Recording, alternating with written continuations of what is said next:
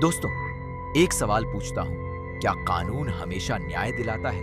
क्या जो इंसान जेल में है वो हमेशा गुनहगार होता है? और क्या जो बाहर है, वर्दी में है, ताकत में है, वो हमेशा निर्दोष होता है? आज की कहानी इन्हीं सवालों की है। एक ऐसी कहानी जो आपको सोचने पर मजबूर कर देगी कि न्याय और कानून में फर्क होता है, और कभी-कभी सबसे बड़ा न्याय वो होता है जो कानून से बाहर जाकर होता है। ये है वाध दो की कहानी, एक ऐसी फिल्म जो आपके दिल में उतर जाएगी और आखिरी सीन तक आपको अपनी कुर्सी से हिलने नहीं देगी। मध्य प्रदेश के शिवपुरी में एक छोटी सी जेल है, जहां की हवा में बंदिशें हैं, जहां की दीवारें बहुत कुछ देख चुकी हैं, और जहां हर रात आसमान के नीचे एक ऐसी दोस्ती पलती है जो दुनिया को दिखती नहीं, लेकिन उस दोस्ती में एक पूरी जिंदगी की कहानी छुपी है। रात के अंधेरे में जेल की एक दीवार के दोनों तरफ दो लोग बैठे हैं। एक दूसरे को देख नहीं सकते, लेकिन उनकी बातें घंटों चलती हैं। एक तरफ हैं मंजू सिंह, जिनका किरदार निभाया है नीना गुप्ता ने, जो 1994 से यानी 28 साल से इस जेल में बंद हैं, एक दोहरे हत्याकांड के आरोप में, एक ऐसे हत्याकांड के लिए जो उन्होंने किया ही नहीं था। और दूसरी तरफ हैं शंभुनाथ मिश्रा, जिनका किरदार निभाया है संजय मिश्रा ने, जो इसी जेल में एक साधारण पुलिस कांस्टेबल हैं। रिटायरमेंट के कुछ ही हफ्ते दूर एक थके हुए लेकिन नेक दिल इंसान जो अपनी छोटी सी जगह में एक छोटी सी जिंदगी जी रहे हैं। शंभुनाथ जी की अपनी दुनिया में एक दर्द है। उनका बेटा विदेश में है, जिसकी पढ़ाई के लिए उन्होंने कर्ज लिया था, और वो बेटा आज उनसे बात तक नहीं करता, जैसे वो थे ही नहीं। शंभुनाथ जेल की जमीन पर सब्जियां उगाते हैं और उन्हें बाजार में बेचकर अपना काम चलाते हैं। यही उनकी दुनिया है। मंजू जी भी अपनी इस बंद दुनिया में एक तरह की शांति पा चुकी है। कुछ हफ्तों में उनकी रिहाई होनी है, और वो इस बात से खुश नहीं है, क्योंकि जेल के बाहर उनका कोई नहीं है। इस टूटी हुई दुनिया में यही जेल उनका घर बन गई है। ये दोनों एक दूसरे के लिए एक अजीब तरह का सहारा है। दीवार के आर पार की यह दोस्ती जेल के बाकी लोगों को एक रहस्य की तरह लगती है। जेल के अंदर एक और दुनिया चलती है, जहां ताकत की अपनी भाषा है। यहाँ राज करता है केशव, जिसे भूरी भैया भी कहते हैं, जिसका किरदार निभाया है अक्षय डोगरा ने। केशव एक ऐसा दरिंदा है जो जेल के अंदर भी अपनी मनमानी करता है। उसके भाई एक बड़े विधायक हैं, इसीलिए जेल के ज्यादातर अफसर उससे डरते हैं या उसकी जेब से चलते हैं। केशव बेकसूर कैदियों को तंग करता है, छोटी बात पर मारता पीटता है, कुत्ते के बच्चों को मार देता है, और महिला वार्ड में नजरें गड़ाए रखता है।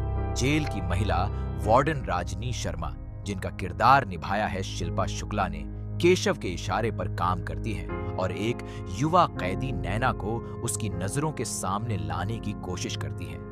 नैना, जिनका किरदार निभाया है योगिता बिहानी ने, एक कमजोर और डरी हुई युवती है जो एक झूठे मामले में जेल में बंद है।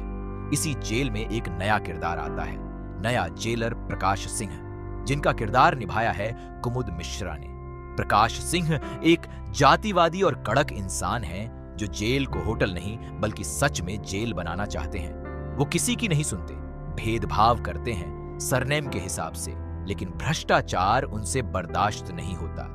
जब प्रकाश सिंह ने देखा कि केशव एक बुजुर्ग कैदी को बेवजह पीट रहा है, तो उन्होंने केशव को उसी की भाषा में जवाब दिया और उसे बुरी तरह पीट दिया। लेकिन केशव के विधायक भाई ने प्रकाश के ऊपर वालों पर दबाव डाला और उन्हें फटकार लगाई। रात को केशव ने नशे में प्रकाश को फोन करके खूब गालियां दी। प्रकाश का खून खौल उठा। वो नशे में थे, गुस्से में थे। वो केशव की कोठरी में घुसे और उसे बेरहमी से पीटा। लेकिन सुबह जब जेल का एक दिन और शुरू हुआ, तो केशव कहीं नजर नहीं आया। उसकी कोठरी खाली थी। जेल में हड़कंप मच गया। केशव गायब था, और उसके विधायक भाई के दबाव में तुरंत जांच शुरू हुई। इंस्पेक्टर अतीत सिंह, जिनका किरदार निभाया है अमित के, सिंह ने को जांच की जिम्मेदारी दी गई।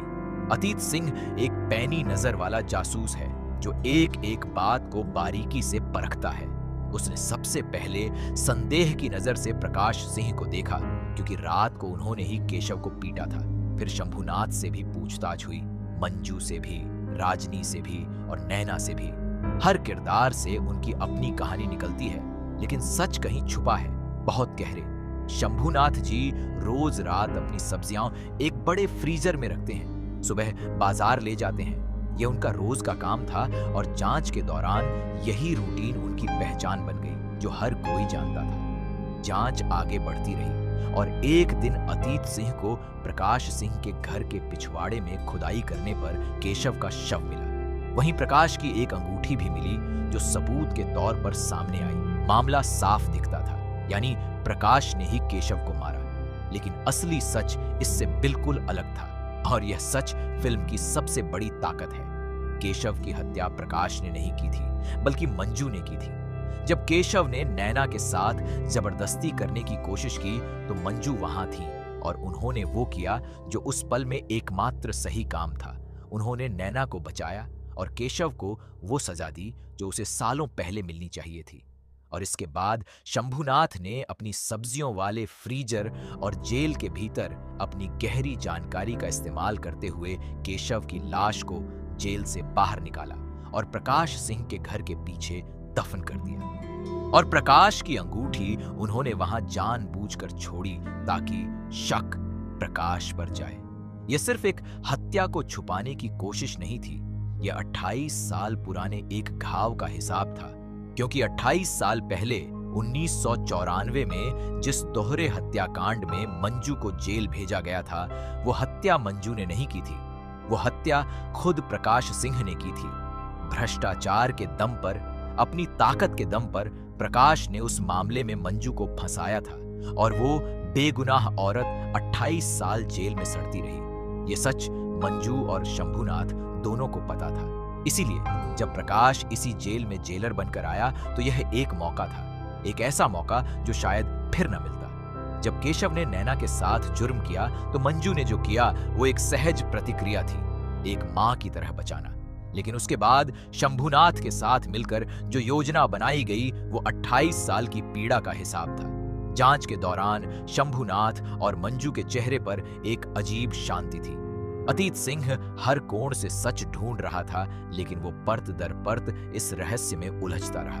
जेल के बाकी अफसर जो शंभूनाथ को जानते थे, उनका सम्मान करते थे, वो जानते थे कि क्या हुआ होगा, लेकिन उनकी चुप्पी भी एक तरह का न्याय था, एक ऐसी व्यवस्था का खामोश विरोध जो हमेशा ताकतवरों को बचाती है। आखिरकार प्रकाश सिंह गिरफ्तार हुआ, केशव की हत्या का आरोप उस पर लगा और कानून की निगाह में वो मुजरिम बन गया। जो इंसान 28 साल पहले एक दोहरी हत्या करके बच गया था और जिसने एक बेगुनाह औरत की पूरी जिंदगी जेल में बर्बाद कर दी, वो अब खुद जेल की सलाखों के पीछे था।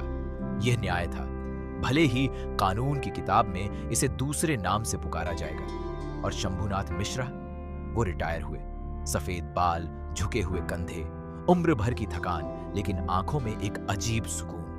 जेल के बाकी अफसर उनकी इस कहानी को जानते थे और उन्होंने चुप रहकर उन्हें जाने दिया। शंभूनाथ मुक्त थे और मंजू, वो जेल से रिहा हुई। 28 साल बाद उन्होंने आसमान को खुले आसमान से देखा। जो जिंदगी छीन ली गई थी वो वापस नहीं आई, लेकिन उस आखिरी पल में उन्हें जो मिला वो था एक ऐसे इंसान का साथ जो उन्हें समझता था, जिसने उनके दर्द को महसूस किया और जिसने उनके लिए वो किया जो एक सच्चा दोस्त करता है। वाद दो सिर्फ एक क्राइम थ्रिलर नहीं है, यह एक बड़ा सवाल है हमारी न्याय व्यवस्था से। जब एक बेगुनाह इंसान 28 साल जेल में काटता है और असली गुनहगार वर्दी पहनकर घूमता रहता है, तो क्या वो न्याय है? जब एक औरत किसी पर अत्याचार होते देखती है और अपने हाथों से उसे रोकती है, तो क्या वो अपराध है? और जब दो थके हुए, टूटे हुए, सिस्टम से हारे हुए लोग मिलकर उस सिस्टम को उसी की भाषा में जवाब देते हैं, तो क्या वो वध है, एक न्याय संगत वध? इस फिल्म में संजय मिश्रा और नीना गुप्ता ने जो अभिनय किया है, वो बस महसूस करने वाला है, देखने वाला है। उनकी आंखों में, उनकी चुप्पी में, उनके हर इशारे में एक पूरी उम्र की कहानी है। कुमुद मिश्रा ने प्रकाश सिंह को इतनी शिद्दत से जिया है कि आप उनसे नफरत और हमदर्दी दोनों एक साथ महसूस करते हैं। अगर यह कहानी आपके दिल को छू गई हो, अगर इस न्याय की दास्तान ने आपको झकझोर दिया हो, तो इस वीडियो को अभी लाइक करें, हमारे चैनल को सब्सक्राइब करें और घंटी का बटन जरूर दबाएं ताकि ऐसी और दमदार और सोचने पर मजबूर करने वाली कहानियां सबसे पहले आप तक पहुंचती रहें।